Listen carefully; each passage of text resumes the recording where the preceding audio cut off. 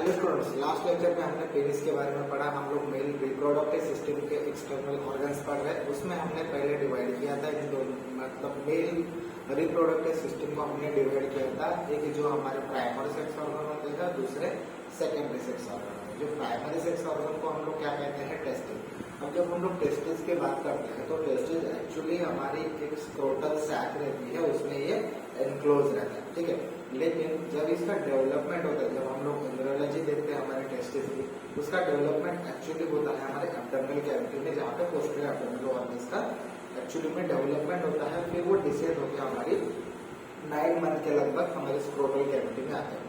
तो हम लोगों को ये समझना है कि जो स्क्रोटल कैविटी होती है, जिसको हम लोग सेकेंडरी सेक्स ऑर्गन कह सकते हैं, क्योंकि हमने जो लिस्ट देखी थी तो प्राइमरी सेक्स ऑर्गन में हमारे टेस्टिस थे और सेकेंडरी सेक्स ऑर्गन में, मतलब इसका अर्थ क्या है, मतलब क्या है कि जो सेक्स ऑर्गन या फिर जो ऑर्गन ऐसा है जो गोनाड पैदा कर रहा है, मतलब जहाँ से एक्चुअली में रिप्रोडक्शन का प्रोसेस हो सकता है, ऐसा हमारा टेस्टिस है, इसलिए इसको हम लोग प्राइमरी सेक्स ऑर्गन कहते हैं। लेकिन जो हमारे रिप्रोडक्टिव सिस्टम में एक्सेसरी है और नेसेसरी भी है, ऐसे ऑर्गन्स जिसको हम लोग कहते हैं सेकेंडरी सेक्स ऑर्गन।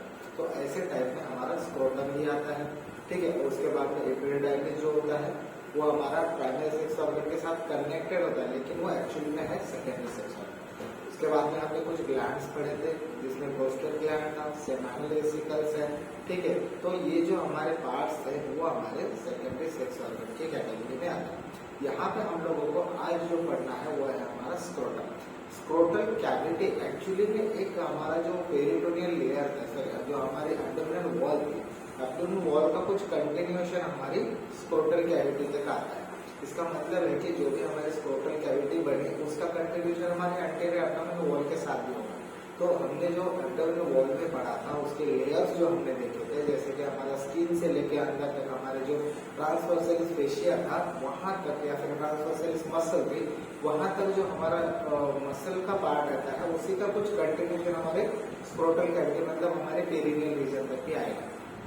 जो स्क्रोटल कैविटी होती है ये सबक्यूटेनियस बैग होती है, मतलब ये कुछ ऐसे बैग लाइक स्ट्रक्चर होता है, इसीलिए इसको हम लोग स्क्रोटम कहते हैं। तो स्क्रोटम का लैटिन वर्ड जो होता है, मतलब लैटिन में अगर इसका मीनिंग देखें तो इट्स अ बैग, ठीक है। तो इसीलिए स्क्रोटम एक सबक्यूटेनियस बैग है जिसमें हमारे टेस्टिकल जो होते हैं वो प्रेजेंट है, ठीक है। तो अगर हम लोग स्क्रोटम का स्ट्रक्चर देखेंगे तो स्क्रोटम के कुछ वॉल्स यहाँ पे हम लोगों को समझ गए, जिसके ऊपर आपको शॉर्ट क्वेश्चन आ सकता है। इसीलिए जो स्क्रोटम वॉल के लेयर है उसको हम लोगों को डीपली समझना है, और वो जो लेयर होते हैं वो कैसे बने हैं उसका अगर हम लोगों को यहाँ पे समझ में आ गया तो हम लोगों को जो लेयर है हम लोगों को एग्जाम तक तो क्या, हम लोग जब तक कि हम लोग मेडिकल फील्ड में तब तक ये भूल नहीं पाए, लेकिन उसका ओरिजिन कहाँ से है, वो कैसे बन रहे हैं, इसका हम लोगों को नॉलेज होना चाहिए। तो यहाँ पर अगर हम लोग स्क्रोटम देखेंगे, स्क्रोटम क्या है, scrotum is nothing but the cutaneous bag. Cutaneous bag है और उसमें क्या क्या एनक्लोज रहेगा। एक तो पहला हमारे टेस्टिस है, ठीक है। दूसरा क्या होगा, टेस्टिस के ऊपर जो साइड प्रेजेंट होता है अपर पोल पे, उसको हम लोग कहते हैं एपिडिडर्मिस। धीरे धीरे इन चीजों को हम लोग समझने वाले। पहले इतना ध्यान रखो कि हमारे स्क्रोटल वॉल में क्या क्या प्रेजेंट है। पहला टेस्टिस है, दूसरा टेस्टिस के अपर पोल पे स्ट्रक्चर प्रेजेंट रहता है, उसको हम लोग एपिडिडाइमिस कहते हैं, ठीक है। तीसरा क्या होता है, एपिडिडाइमिस को अटैच कुछ वास डिफरेंस का पार्ट होता है जो कि हमारे स्क्रोटल कैविटी में एनक्लोज है, ठीक है। इसका मतलब है कि स्क्रोटल कैविटी में बाइलैटरली, मतलब दोनों साइड में क्या क्या प्रेजेंट है, पहली चीज स्क्रोटम सॉरी टेस्टिस है, दूसरा एपिडिडाइमिस, और एपिडिडाइमिस को अटैच कुछ वास डिफरेंस का या फिर डक्टल डिफरेंस जिसको हम लोग कहते हैं, उसका कुछ पार्ट यहाँ पे क्लोज होता है हमारे स्क्रोटल कैविटी, ठीक है। तो यहाँ पर अगर देखेंगे पहला पार्ट है testis, right and left side पे दोनों साइड पे सेम स्ट्रक्चर प्रेजेंट रहेंगे क्योंकि ये पेयर्ड ऑर्गन है, ठीक है। Testis it's a paired organ, और जो स्ट्रक्चर होता है वो दोनों साइड से होता है। और दोनों टेस्टिस में क्या डिफरेंस होता है, सिर्फ एक ही चीज है, जो हमारा right side of the testis है वो थोड़ा सा ऊपर होता है और लेफ्ट साइड का टेस्टिस थोड़ा सा डिसेंडेड होता है, ठीक है। दूसरा चीज यहाँ पे क्या प्रेजेंट है, एपिडिडाइमिस। एपिडिडाइमिस क्या है, स्ट्रक्चर ऐसा है जो हमारे अपर पोल में प्रेजेंट होता है, जो कि वास डिफरेंस के साथ कनेक्टेड होता है। And third one is a lower part of spermatic cord और वास डिफरेंस। स्पर्मेटिक कॉर्ड हर पार्ट्स को अटैच है जो कि हमारे एब्डोमिनल कैविटी से लेके यहाँ तक डिसेंड हुआ है। और स्पर्मेटिक कॉर्ड में डिफरेंट स्ट्रक्चर होते हैं, वो हम लोग आगे बढ़ने वाले हैं। ठीक है, अगर हम लोग यहाँ पे स्क्रोटल वॉल के एक्सटर्नल स्क्रोटम के एक्सटर्नल फीचर्स देखेंगे तो स्क्रोटम में एक यहाँ पर एक ऐसी रिज प्रेजेंट होती है। रिज का मतलब क्या है, एक सेपरेशन प्रेजेंट होता है जो कि हमारे एंटीरियर एब्डोमिनल वॉल से लेके हमारे पेनाइल रीजन तक भी पहुंचता है और पेरिनियम तक भी पहुंचता है। अब यहाँ पे हम लोग एक्सटेंशन अगर देखेंगे तो ये हमारा पेनिस है, ठीक है, जो हमने लास्ट लेक्चर में पेनिस के बारे में पढ़ा, ये हमारा ग्लास पेनिस है। ठीक है, इन दोनों के बीच में एक रिज आपको दिख रही है। ठीक है, ये जो रिज दिख रही है इसको हम लोग कहते हैं मीडियम रैप। अब ये जो मीडियम रैप है एक्चुअली में ये हमारे स्क्रोटल, अगर हम लोग यहाँ पे पेनिस का मिड पार्ट देखेंगे, ठीक है, हमने दो सरफेस देखे थे पेनिस के, एक वेंट्रल सरफेस था और एक डॉर्सल सरफेस था। ठीक है, तो ये जो वेंट्रल सरफेस है उसके ऊपर एक रिज प्रेजेंट है जिसको हम लोग मीडियम रैप कहेंगे और यही कंटिन्यू होती है हमारी स्क्रोटल वॉल को।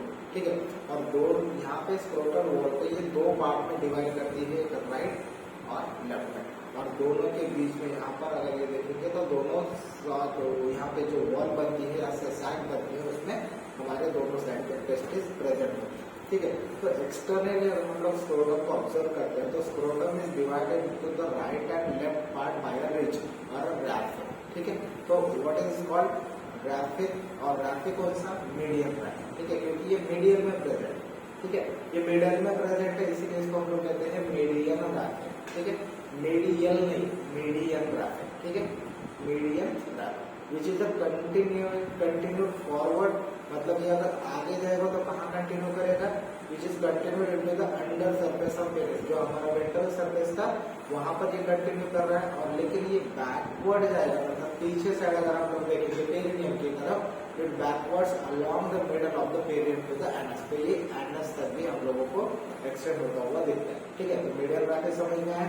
मीडियल ग्राफिक क्या है, it is elongated parts from the stump, from the scrotal cavity to the middle surface of the, या फिर हमारा वेंट्रल सरफेस जो होगा हम लोग पेनिस में देखा है वो यहाँ पे आगे कंटिन्यू कर रहा है। सेम मीडियम ग्राफिक हमारा अगर हम लोग पेरिनियम की तरफ, मतलब एनल रीजन की तरफ जाएंगे तो ये एनस रीजन तक भी कंटिन्यू कर रहा है। ठीक है, the left half of the scrotum Hanks little lower than the right. जो हमने अभी चीज पढ़ी थी, अभी मैंने बताया कि जो right side of the testis होता है थोड़ा सा ऊपर साइड होता है, और जो हमारा left side of the testis होता है वो थोड़ा सा नीचे होता है। इसके पीछे का अगर हम लोग लॉजिक समझेंगे ना तो हम लोगों को एक चीज नजर आती है कि ह्यूमन जो हमारा ये बना है, बॉडी बना है, एक्चुअली नेचर के हिसाब से इसका बहुत लॉजिकली इसका फॉर्मेशन बना।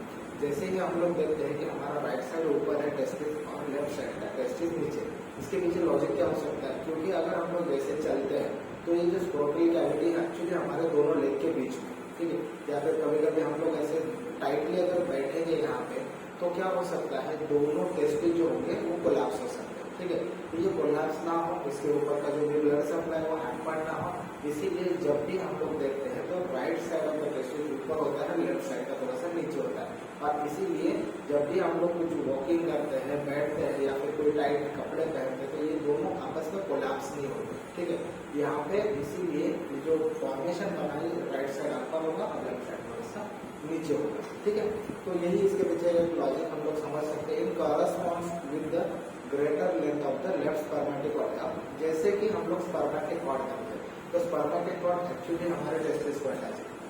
जब टेस्टिस अटैच है और वो हमारा लेफ्ट साइड का टेस्टिस अगर डाउन साइड में जाना है और राइट साइड थोड़ा सा ऊपर है तो इसका मतलब क्या होगा कि जो स्पर्मेटिक कॉर्ड होगी थोड़ी सी लेंथ में ज्यादा होगी हमारी लेफ्ट साइड। ठीक है, under the influence of the cold, अब जैसे हम लोग इसका नेचर देखते हैं हमारे स्क्रोटल कैविटी का या फिर स्क्रोटल वॉल का, वो थोड़ा सा टेम्परेचर के हिसाब से मान लो, और जैसे कि बॉडी बिल्ड होता है हमारे पर्सन का यंग एज में और ओल्ड एज में थोड़ा सा डिफरेंट होता है। एग्जाम्पल के तौर पर अगर हम लोग देखेंगे जैसे कि मान लो कोई कोल्ड टेम्परेचर, और कोल्ड टेम्परेचर में जैसे हमारी जो स्क्रोटल वॉल होती है वो थोड़ी सी सिकुड़ जाती है। ठीक है, दूसरी चीज ये सिकुड़ने का ये जो फंक्शन होता है वो एक्चुअली किसकी वजह से होता है, जो हमारे डार्कस मसल यहाँ पे प्रेजेंट होती है हमारे स्क्रोटल वॉल में, उसका कॉन्ट्रैक्शन होता है। ठीक है, दूसरी और कौन सी चीज में इसका कॉन्ट्रैक्शन देखने को मिलता है, जैसे कि यंग पीपल्स, ठीक है, यंग एज में देखोगे या फिर कोई ऐसा पर्सन होगा जो हेल्दी होगा, स्ट्रांग होगा, ऐसे पर्सन में देखेंगे तो स्क्रोटल वॉल थोड़ी सी सिकुड़ी हुई या फिर थोड़ी कोरुगेटेड दिखती है। कोरुगेटेड का मतलब क्या है, तो इस पे थोड़े से ऐसे रीच दिखेंगे आपको, ठीक है, ऐसे रिंकल्स टाइप इसकी स्किन दिखती है और थोड़ा सा कॉन्ट्रैक्टेड स्किन दिखती है। लेकिन अगर इसके अपोजिट देखेंगे, जैसे कि अगर मान लो वार्म टेम्परेचर है, थोड़ा सा टेम्परेचर ज्यादा है, ठीक है, उसके बाद में एज अगर पेशेंट की ज्यादा है, पेशेंट की मतलब पर्सन की अगर एज ज्यादा है, तो ओल्ड एज में मान लो कोई पर्सन ऐसा हो थोड़ा वीक होगा, तो ऐसे कंडीशन में जो हमारा स्क्रोटम की वॉल होती है वो थोड़ी सी फ्लासी होती है, ढीली होती है, रिलैक्स होती है। और इसके पीछे का रीजन में क्या है, जो हमारे डार्कोज मसल होती है, ऐसे पर्सन में थोड़ी सी यहाँ पे रिलैक्स होती है। इसका मतलब है कि जो टेम्परेचर है उसके ऊपर और कुछ पर्सन के हेल्थ के हिसाब से हमारे जो डार्कोज मसल का कॉन्ट्रैक्शन और रिलैक्सेशन होता है, उसके बेसिस पे इसके वॉल का स्ट्रक्चर डिपेंड करता है। अगर ये पर्सन हेल्दी है, वार्म कोल्ड टेम्परेचर है, और उसके बाद में यहाँ पे अगर हम लोग पेशेंट में देखेंगे तो ये यंग एज का पेशेंट है, तो पर्सन है, तो ऐसे पर्सन में हम लोगों को स्क्रोटल वॉल सिकुड़ी हुई कॉन्ट्रैक्टेड मिलती है, कोरुगेटेड मिलती है। इसके अपोजिट में वार्म टेम्परेचर में, ओल्ड एज में, और कोई पर्सन ऐसा होगा जो हेल्थ से वीक है, ठीक है, डिलिबरेटेड है, तो उससे पेशेंट में, ऐसे पर्सन में हम लोगों को जो वॉल होती है स्क्रोटल की वो फ्लासिड मिलती है, रिलैक्स में। और इसके पीछे का रीजन क्या है, डार्कोज मसल का रिलैक्सेशन और कॉन्ट्रैक्शन, ठीक है। तो यही चीज यहाँ पे समझाई है कि under the influence of the cold and in young and robust person, एक हेल्दी पर्सन, स्ट्रॉन्ग पर्सन में द स्क्रोटम इज शॉर्ट, थोड़ा सा सिकुड़ा हुआ, कोरुगेटेड मतलब थोड़ा सा उस पर ऐसे रीच आते हुए या फिर रिंकल्स आते हुए हम लोगों को दिखेंगे, and closely applied to the testis, मतलब टेस्टिस को ये चिपका हुआ हम लोगों को दिखेगा। इसके अपोज में, ठीक है, this is due to contraction. Contraction किस चीज का, contraction of the subcutaneous muscle of the scrotum which is a dartos muscle, ठीक है। तो यहाँ पे ये जो सीन हम लोगों को दिख रहा है, जो सिनेरियो हो रहा है, वो किसकी वजह से हो रहा है, यहाँ पे contraction of the scrotum muscle which is a dartos muscle, ठीक है। उसके अपोजिट में however under the influence of the warm and old, मतलब ओल्ड एज में और डेबिलेटेड पेशेंट्स में, पर्सन्स में, the scrotal is elongated and flaccid. ये थोड़ा सा इलॉन्गेटेड दिखेगा क्योंकि इसका रिलैक्सेशन हुआ है, डार्कोज मसल रिलैक्स हो रही है, and due to the relaxation of the dartos, ठीक है। तो दो चीजें हैं यहाँ पे, एक तो स्क्रोटल कैसा रहेगा, तो कॉन्ट्रैक्टेड रहेगा या फिर रिलैक्स रहेगा या फिर फ्लासिड रहेगा, ठीक है। तो फ्लासिड क्यों रहेगा, relaxation of the dartos muscle, और कॉन्ट्रैक्टेड या फिर कोरुगेटेड क्यों रहेगा, contraction of the dartos muscle, ठीक है। इसका मतलब है from this it appears that the dartos muscle helps in the regulation of the temperature within the scrotum. अब इस मैकेनिज्म में आपको समझाता हूँ यहाँ पर। जैसे कि हम लोग जानते हैं कि हमारे स्क्रोटल वॉल में हमारे टेस्टिस प्रेजेंट होता है, और टेस्टिस का मेन फंक्शन क्या है, यहाँ पे हमारे स्पर्मेटोजोम का मैच्योरेशन, प्रोडक्शन और स्टोरेज। दूसरा स्क्रोटल या टेस्टिस हमारे क्या काम करते हैं, टेस्टोस्टेरोन डेवलप करने का काम करते हैं। तो ये दो चीजें का यहाँ पे हमारे बॉडी में फंक्शन होता है। टेस्टोस्टेरोन का फंक्शन क्या होता है, हमारे सेकेंडरी सेक्सुअल कैरेक्टर जो होते हैं मेल के, जैसे कि बियर्ड है, मूछें है, ये सब आना हमारी सेकेंडरी सेक्सुअल कैरेक्टर का एक एग्जाम्पल है। तो जो हमने 12th में भी पढ़ा था कि जो हमारे स्क्रोटल वॉल का टेम्परेचर होता है वो एक्चुअली हमारी बॉडी से 2 to 3 डिग्री सेल्सियस से कम होता है।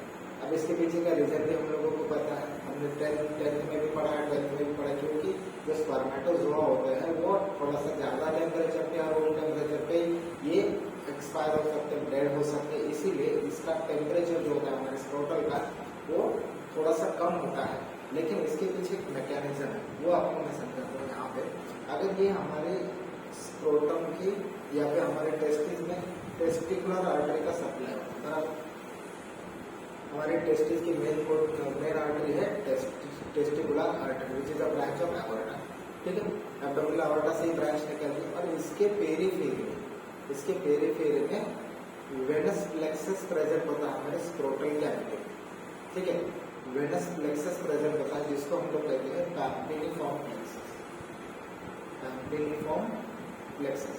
हम लोग आगे पढ़ेंगे इसके बारे में, ठीक है। जब हम लोग टेस्टिस पढ़ेंगे उसमें पैम्पिलिफॉर्म प्लेक्सस का यहाँ पे ये आने वाला है, ठीक है।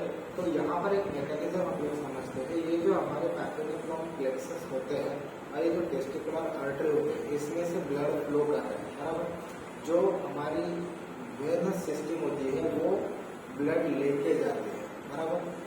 हमारे यहाँ पे मान लीजिए हमारा स्क्रोटल कैविटी है, यहाँ पे टेस्टिस अटैच है, तो यहाँ से ब्लड लेके जाने का काम कौन कर रहा है, ये हमारा वेनस फ्लेक्सर, जो कि इसको हम लोग कहते हैं पैम्पिलिफॉर्म प्लेक्सस।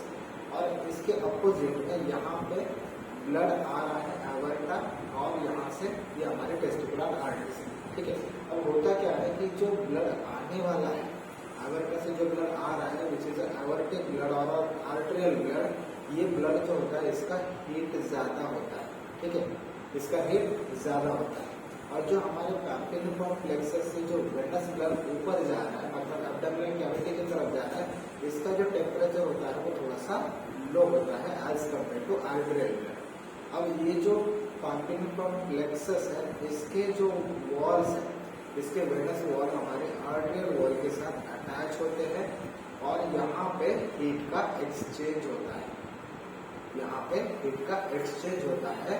और ये जो लो हीट है और ये हाई हीट का यहाँ पे एक्सचेंज होगा, तो यहाँ पे जो टेम्परेचर होता है वो हमारे बॉडी कैविटी से थोड़ा सा लोअर साइड पे मेंटेन करते हैं, क्योंकि यहाँ पे टेस्टिस में हमारे स्पर्मेटोजोआ प्रोड्यूस होते हैं, ठीक है। तो इसीलिए यहाँ पे जो हीट का एक्सचेंज होता है, इसी की वजह से हमारे स्क्रोटल वॉल में टेम्परेचर जो होता है हमारे बॉडी से लोअर होता है, जो कि हमारे स्पर्मेटोजोआ के लिए इम्पोर्टेंट है। और इसी मैकेनिज्म को हम लोग क्या कहते हैं, counter current mechanism, counter current mechanism हम लोग इसको कहते हैं, ठीक है। ये बात में समझ में आए। अगर जैसे हम लोग टेम्परेचर बोलते हैं कि इसका कम है, लेकिन उसके पीछे का रीजन क्या है, यहाँ पे जो काउंटर करंट मैकेनिज्म होता है वो इसके पीछे का रीजन होता है, ठीक है। अब हम लोग बढ़ते हैं स्क्रोटम के वॉल के बारे में। यहाँ पे अगर हम लोग देखेंगे स्क्रोटम में हमारे जितने वॉल्स प्रेजेंट होते हैं, इसके बेसिस पे हम लोगों को क्वेश्चन आ सकता है, या फिर आपको बायो में भी इसके ऊपर क्वेश्चन पूछ सकते हैं कि स्क्रोटम के वॉल में हम लोगों को कौन से लेयर मिलते हैं, कौन से मसल्स का लेयर हम लोगों को देखने मिलते हैं। यहाँ पे डायग्राम से हम लोग एक चीज को समझते हैं कि जो हमारा स्क्रोटल वॉल है उसके पीछे कौन से मसल्स यहाँ पर अटैच होते हैं, ठीक है, और कौन से लेयर हमारी बॉडी में स्क्रोटम के प्रेजेंट होते हैं। ये हमारा पेनाइल रीजन है, ठीक है। पेनाइल रीजन का वही स्किन कंटिन्यू करता है हमारी स्क्रोटल वॉल को। ये हमारी स्किन है जो कि पेनिस से ही कंटिन्यू होते हुए हमारे स्क्रोटम को भी अटैच है, ठीक है। तो पहला लेयर बनता है हमारा स्किन का, ठीक है, पहला लेयर बनता है हमारा स्किन का। दूसरा जो लेयर होता है वो होता है हमारे डार्टोस मसल का। जब हम लोग एंटेरियर एब्डोमिनल वॉल पढ़ रहे थे, एंटेरियर एब्डोमिनल वॉल में हमने एक चीज पढ़ी थी, जो हमारा सबक्यूटेनियस लेयर होता है, उसके दो लेयर्स यहाँ पे प्रेजेंट होते हैं। एक तो फेशिया कैम्पर और दूसरा होता है फेशिया स्कार्पा, ठीक है, स्कार्पा फेशिया। तो इन दोनों का यहाँ पे कंटिन्यूएशन होते हुए हमारे जो